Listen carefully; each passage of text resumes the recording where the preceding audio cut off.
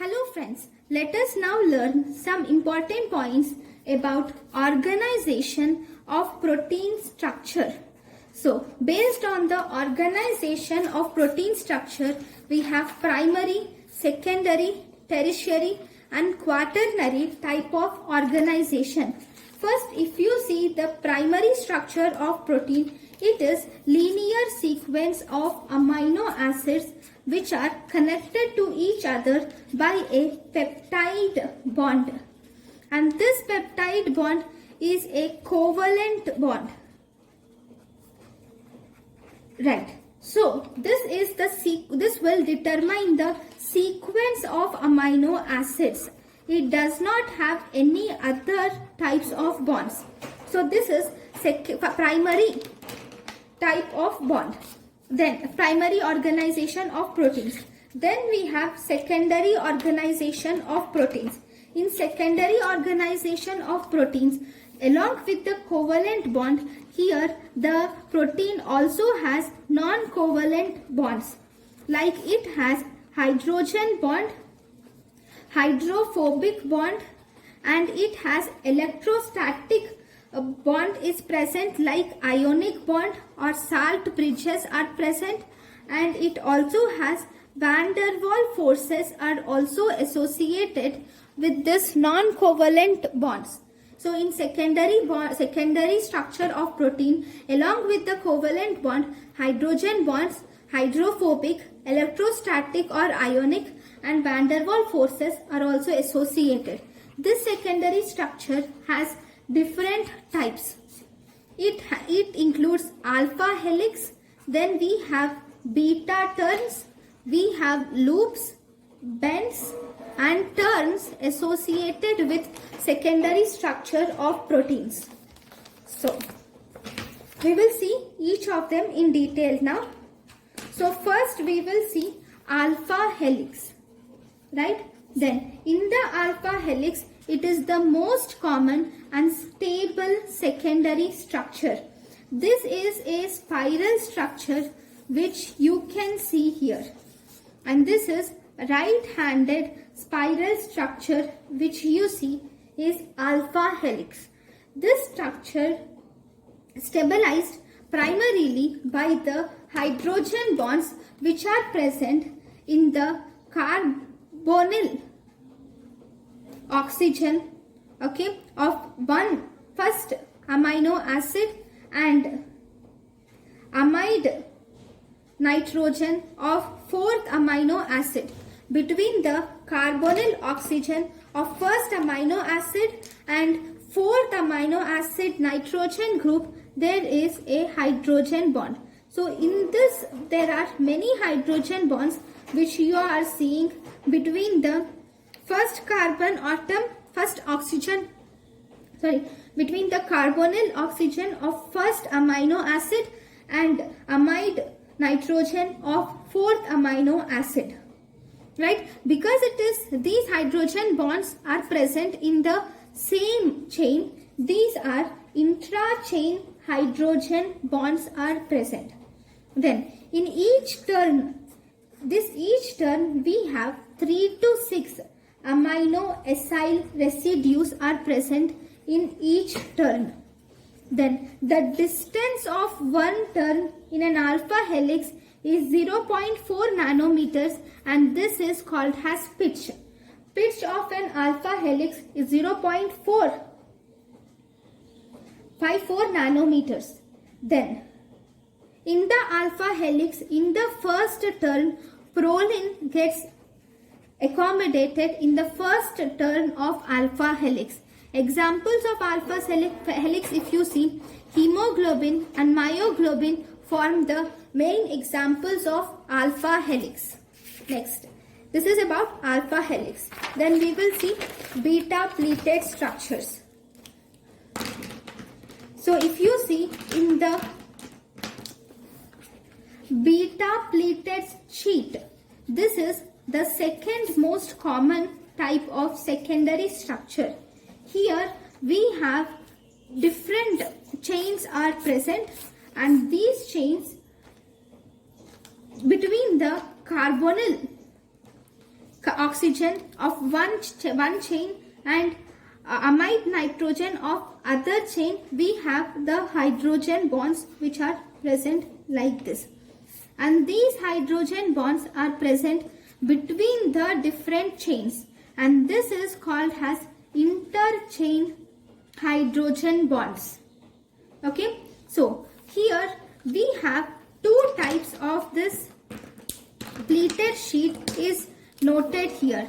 So in these two types, if you see, we have parallel type of beta sheet and we have anti-parallel type of beta sheet.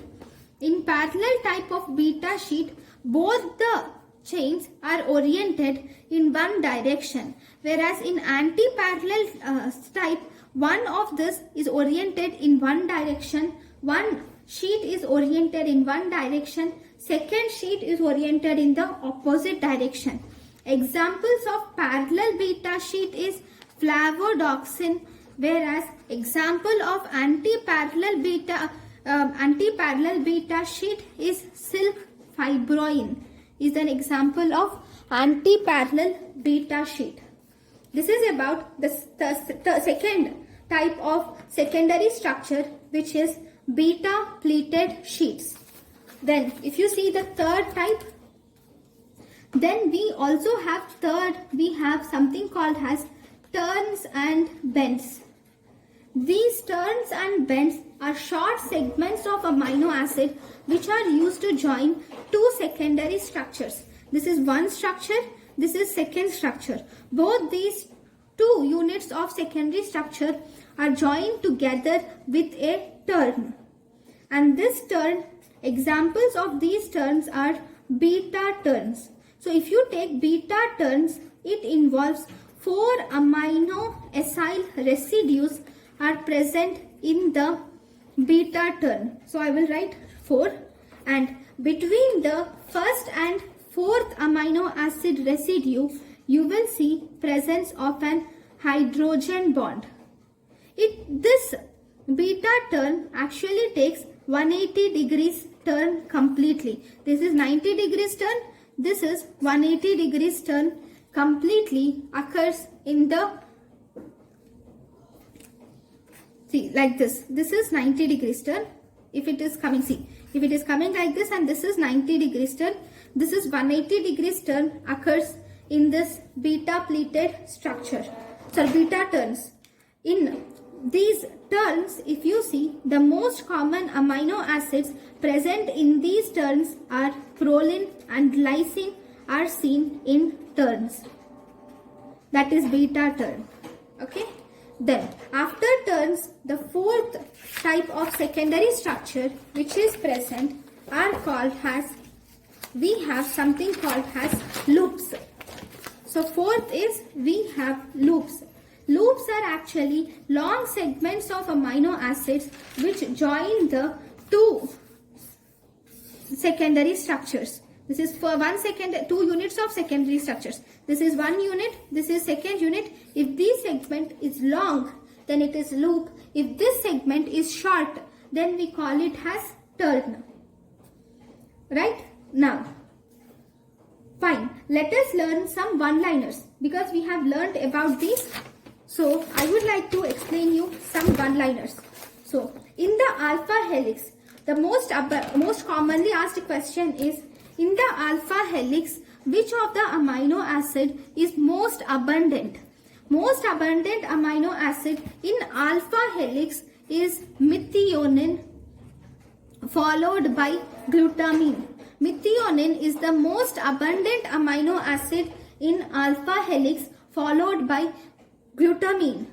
Okay, least abundant amino acid in alpha helix is proline, because alpha helix proline is present only in first turn, or it is present only in turns. So as a result, proline is least abundant amino acid. Which of the following amino acids do not favor alpha helix?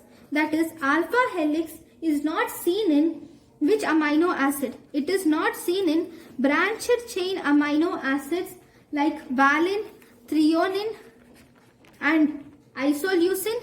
And it is also not seen in simple amino acids like proline, glycine simple amino acid, and amino acid like proline. It is also not present in some amino acids like serine, aspartate or aspargine. So if you see, the alpha helix is absent in or not present in branched chain amino acids like valine, threonine, isoleucine. It is also not present in proline, glycine, then serine, aspargine. Okay, so these are two one-liners which you should definitely remember regarding alpha helix. Then if you see beta helix, in the beta helix, the most abundant amino acid which is present in beta helix is valine followed by isoleucine. Whereas least abundant amino acid present in beta helix is proline. Most abundant amino acid in beta pleated structure. Most abundant amino acid in beta pleated structure is valine followed by isoleucine. Least abundant amino acid in beta pleated structure is proline. Next, about the terns. In the terns, most abundant amino acid present in the terns is proline. Okay, followed by glycine. Then in the secondary structure, we have something called as super secondary structures, or these are also called as motifs. That means the two secondary elements join together to form two or three or more secondary elements join together to form super secondary structures. So in this, for example, we have beta alpha beta motif. Here the beta pleated sheet combines with alpha helix, which again combines with beta pleated sheets to form a motif. Similarly, we have beta meander motif, beta barrel motif is present, and we also have Greek key motif is also present. Then these are important. Even though you don't remember these, that's fine. Remember these DNA binding motifs. DNA binding motifs are, we have helix turn helix is present in DNA binding motif. Then we have zinc finger motif and leucine zipper motif is present. Helix turn helix motif, zinc finger motif and leucine zipper motifs are present in DNA binding motifs. Then we have tertiary structure. So in the tertiary structure, this is, in the tertiary structure, we have 3D configuration of polypeptide is present. So in this tertiary structure, we have something called as domain.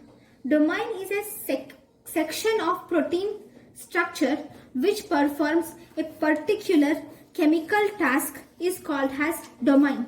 Domain is one section of protein structure which performs same chemical or physical task. We call it as a domain. Okay, then so that is tertiary structures. Okay, fine. Then we have quaternary structures. In quaternary structures, if more than one polypeptide will aggregate to form one functional protein, then we call it as quaternary structure. If more than one polypeptide will aggregate to form one functional protein, we call it as quaternary structure. It also contains hydrogen bonds, hydrophobic bonds, electrostatic bonds and van der Waals forces. So this is about the structural organization of proteins. Thank you guys for watching my lecture. Thank you.